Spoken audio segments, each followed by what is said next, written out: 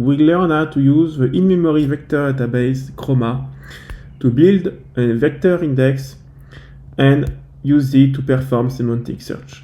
Here we are on the documentation page of Chroma. We can see a simple diagram explaining the retrieval augmented generation pattern. Chroma is a new type of database for the age of AI, which stores documents alongside vectors. In our use case, the data will be IPCC reports under the PDF format. Now let's dive into the code. Here there's a quick script whose job is to take PDFs as input and transform all the content into vectors, then insert those vectors in the database. Let's take a look at the code.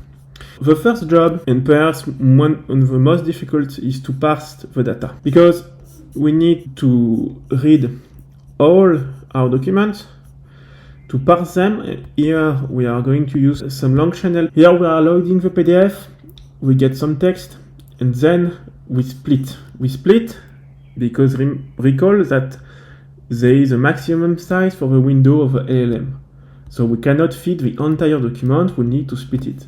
And here we will use a strategy from LongChain, which is the recursive character text splitter, with a chunk size of 1000 tokens, and we add some metadata. For instance, we add the page where the chunk was taken, the URL, the name of the document, and so on. So now we have extract some chunks of text from the PDF. Now we will need to transform those chunks of text into vectors. This is made possible through embeddings. Here we are using a managed OpenAI embedding through a LongChain class.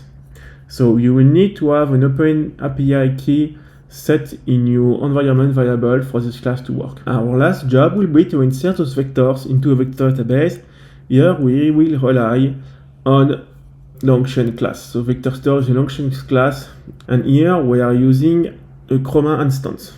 Here we simply insert the document into a database, making sure to append a vector using the embedding. And now we've done our job. We've managed to build our database and to fill it with our data. Now there is an important step, which is the retrieval. The retrieval is that we need to pick the relevant document. How is it done? We have a query, and here is a query, ring.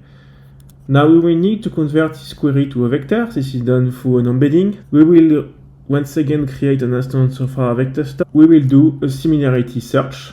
Well, we search the k closest chunks from a semantic point of view. Notice that we make sure to make an async implementation to preserve news behavior for our whole workflow.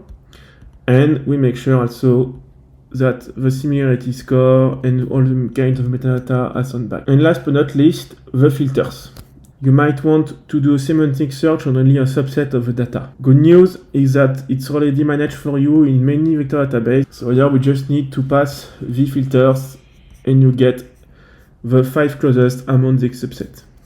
So now we've built our vector database, we've built our retriever. So in our next course, we will be able to implement our whole RAG workflow.